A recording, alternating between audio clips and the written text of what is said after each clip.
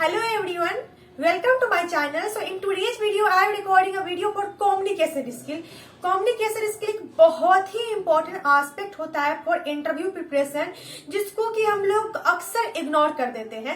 सो जैसा कि मैं अपने प्रीवियस वीडियो में आपको बताई हूँ कि what are the important aspect for interview preparation, जिसमें कि मैं बताई थी कि डीएसए करना होता है, कंप्यूटर फंडामेंटल करना होता है, सिस्टम डिजाइनिंग करना होता है, लेकिन सबके साथ साथ कम्युनिकेशन स्किल पे भी फोकस करना बहुत इंपॉर्टेंट होता है. कम्युनिकेशन स्किल एक ऐसे पॉइंट है जो अगर आप अभी डेवलप कर लोगे तो ये आपको इंटरव्यू में हेल्प करेगी, बट इसके अलावा आपके लाइफ के हर एक स्टेप पे ये आपको हेल्प करेगी. So communication skill is really important and as we know that we are all applying for multinational company, जहाँ पे डिफरेंट कंट्रीज के लोग होते हैं.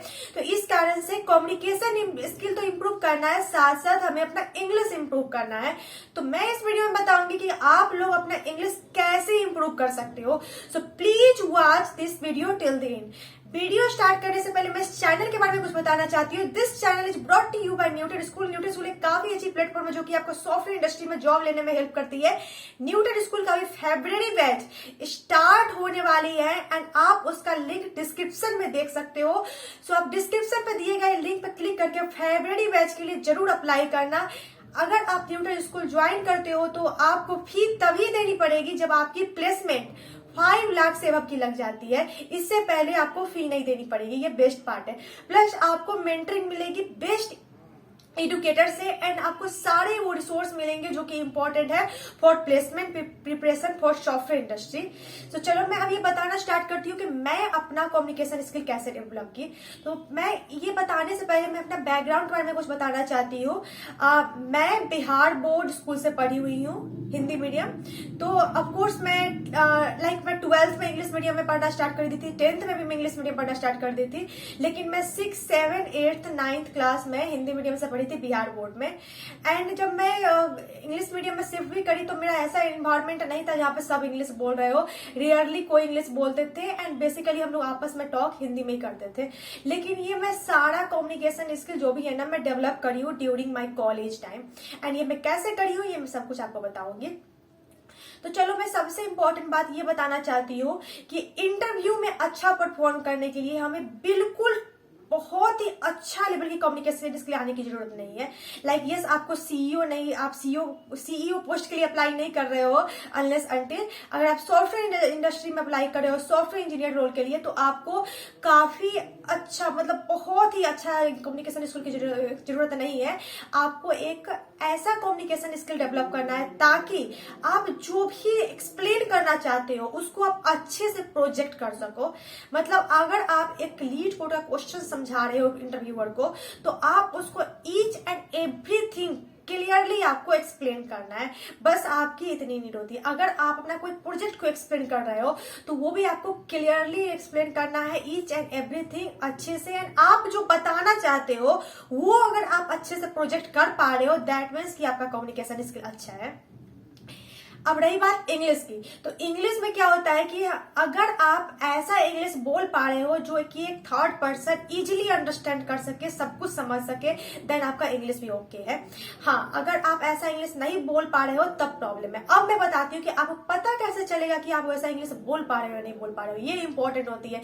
सेल्फ इवैल्यूएशन इज बहुत ही ज्यादा difficult thing. So that's why I am saying that I will suggest you some tools for that and after using that tool you can easily evaluate yourself. So that's why I am saying that please watch this video till the end. So अब मैं बताती हूँ कि जैसे कि मैं जो interview दी थी मैं बहुत सारी कंपनी का इंटरव्यू दी हूँ, जैसे कि गूगल हो गई, माइक्रोसॉफ्ट हो गई, उबर हो गई, एक्सपीडिया हो गई, वॉलमार्ट हो गई. एंड इस सारे इंटरव्यू में मेरा 1 या 2 राउंड ऐसा था जिसमें कि मेरा इंटरव्यू एक नेटिव इंग्लिश स्पीकर जो कि यूएसए या यूके बेस्ड ब्रांच में काम करे वो लिए हो एंड वो लिए थे. एंड वो जो मेरे से क्वेश्चन पूछे थे मैं उसको इजीली एक्सप्लेन कर पा रही थी एंड मैं जो भी एक्सप्लेन कर रही थी वो उसे अच्छे से समझ पा रहे थे. एंड मैं जो भी बताना चाह रही थी वो मैं अच्छे से प्रोजेक्ट कर पा रही थी। दैट मीन्स कि मेरा जो रिक्वायरमेंट था, जो जितना इंग्लिश मुझे चाहिए था उतना मुझे आता है। सो ये मैं बताती हूँ। अब मैं ये इवेल्युएट कैसे की, मुझे पता कैसे चला मैं कौन सा टूल यूज करती हूँ फॉर कंटेंट राइटिंग। ऑल्सो मैं इंग्लिश में बहुत सारा कंटेंट राइट करती हूँ, उसके लिए भी मैं कैसे कौन सा टूल यूज करती हूँ, तो इसके लिए मैं सब कुछ अभी एक्सप्लेन करूंगी। तो अब मैं सबसे पहले बताती हूँ tool number 1, that is Google translator.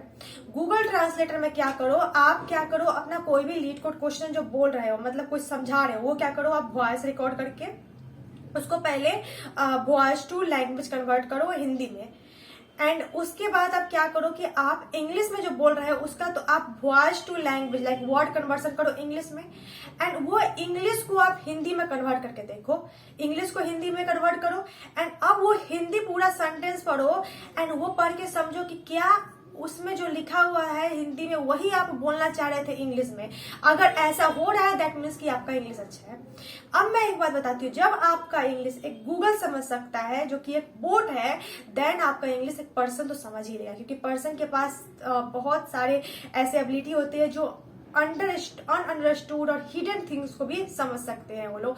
सो यही मैं बोल रही हूँ, सबसे बेस्ट तरीका है कि आप गूगल ट्रांसलेटर में अपना इंग्लिश को रिकॉर्ड करके उसको हिंदी में कन्वर्ट करो, हिंदी को पढ़ो एंड तब एनालाइज करो कि क्या आप वो समझ पा रहे हो या नहीं समझ पा रहे हो। तो ये बेस्ट वे होती है एनालाइज करने की। अगर आप ये समझ नहीं पा रहे हो तो अब क्या करो कि आप जो हिंदी में बोलना चाह रहे थे उसको हिंदी में बोल के रिकॉर्ड करो एंड उसका इंग्लिश देखो एंड अब एनालाइज करो कि आप जो इंग्लिश बोले थे एंड वो जो गूगल का ट्रांसलेट होकर के जो इंग्लिश आया है उसमें क्या डिफरेंस है। ऑफ कोर्स गूगल ट्रांसलेटर में कुछ प्रॉब्लम है, लाइक समटाइम वो जेंडर को आइडेंटिफाई नहीं कर पाता है, ही हिम, तो ये सब आप इग्नोर कर सकते हो। ये सब इग्नोर करने के बाद आप पूरा उस कंटेंट को पढ़ो एंड तब जा करके मैच करो कि आप अपने इंग्लिश में क्या इंप्रूव कर सकते थे, ताकि आपका आप जो भी बोले थे इंग्लिश में उसको गूगल ट्रांसलेटर इजिली हिंदी में कन्वर्ट कर सके। तो यही वे मैं फॉलो करी थी एंड ये वे में अराउंड 3rd ईयर से मैं बहुत ज्यादा डिफरेंट आप बोल सकते हो फीस्ट ईयर से मैं पार्टिसिपेट करती थी, जहाँ पे कंटेंट लिखना पड़ता था। मेरा इंग्लिश 1st ईयर में बहुत ही खराब था, बहुत ही ज्यादा खराब था। मैं किसी को मैसेज करी होती हूँ ना 1st ईयर में इंग्लिश का, वो मैं जाकर के अभी पढ़ती हूँ तो मुझे शर्म आता है पढ़ने में, मैं ये बता रही हूँ। तो यही मैं बोल रही हूँ, ये पूरा मेरा जो 4 ईयर में डेवलप हुआ है इसका मेन रीजन ये है कि मैं गूगल ट्रांसलेटर का बहुत ही इफेक्टिवली यूज करी हूँ। सेकेंड है ग्रामरली आप एक्सटेंशन डाउनलोड करो एंड उसके बाद ग्रामरली से अगर आपको सजेशन कुछ मिला तो ये नहीं कि जस्ट डायरेक्ट आप सजेशन को ओवरराइड कर दिए अपने ओन टेक्स्ट पे। आप समझो कि आप क्या गलती किए थे एंड क्यों ग्रामरली ये सजेस्ट कर रहा है। अगर आपको समझ में नहीं आया तो उसको गूगल करो एंड तब जाकर के आपका इंग्लिश अच्छा होगा। मैं सेकेंड पॉइंट बताई हूँ। सेकेंड पॉइंट में क्या फॉलो करी थी।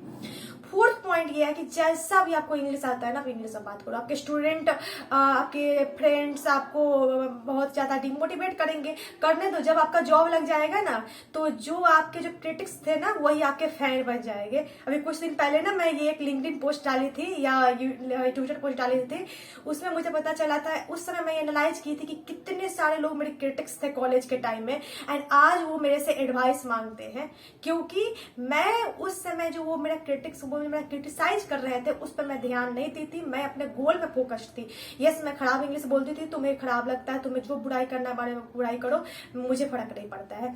यस, मैं दिन भर स्टडी रूम में बैठी रहती थी।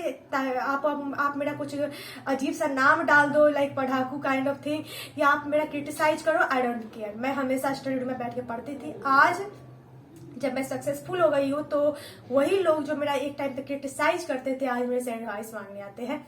तो यही मैं बोल रही हूँ कि क्रिटिसिज्म के डर से आप बिल्कुल भी ये मत सोचना कि आपको नहीं बोलना चाहिए। आपको जो भी बोलना है खुल के बोलो। ये मैं सब कुछ एक्सप्लेन कर दी जो मैं फॉलो करी थी एंड आपको होपफुली समझ में आ गया होगा। और एक बात मैं और बताना चाहती हूँ, जो मैं अभी पॉइंट को जो मैं कवर नहीं की, वो है कोड़ा पे मैं बहुत सारा कंटेंट पढ़ती थी। इसका मेन रीजन ये था कि कोड़ा का कंटेंट बहुत इंटरेस्टिंग भी होता है एंड मैं लिखती भी थी बहुत सारा। अपने कोड़ा पे जाकर के देख सकती हूँ, मैं बहुत सारा कंटेंट लिखी हूँ। उस टाइम में मेरा इंग्लिश बिल्कुल अच्छा नहीं था, लेकिन मैं Grammarly different tool translator use करके मैं बहुत सारा कंटेंट पब्लिश करती थी। मेरे फ्रेंड लोग जिनका इंग्लिश अच्छा था वो बहुत हंसते भी थे कि क्या लिख रही हो, सब तुम्हारा मजाक उड़ाएगा, सब तुम्हें ट्रोल करेगा इंटरनेट पे। लेकिन मुझे पता चल रहा था कि अभी मैं लिख रही हूँ तभी तो मैं उसको इम्प्रूव कर पा रही हूँ। अगर मैं नहीं लिखूंगी तो उसको मैं इम्प्रूव नहीं कर पाऊंगी। उसके बाद मैं लिंक्डइन में बहुत सारा कंटेंट डालना स्टार्ट करी। मैं कंटेंट पे मैं बहुत ज्यादा फोकस करी थी कि मैं जितना कंटेंट डालूंगी उतना ज्यादा मैं प्रयास करूंगी और कंटेंट डालने का, और उतना ज्यादा मेरा इंग्लिश स्ट्रांग होगा एंड उतना ज्यादा मेरा कम्युनिकेशन स्किल स्ट्रांग होगा। यहाँ पे बस मैं इंग्लिश के बारे में मैं नहीं बोल रही हूँ, कम्युनिकेशन स्किल कैसे स्ट्रांग हो रहा है। सेम टाइप का कंटेंट लिखने का बहुत सारे तरीके होते हैं, लेकिन आपको वो तरीका चूज करना होता है, वो वे चूज करना होता है जो कंटेंट पढ़ने में सबसे ज्यादा इंटरेस्टिंग लगे।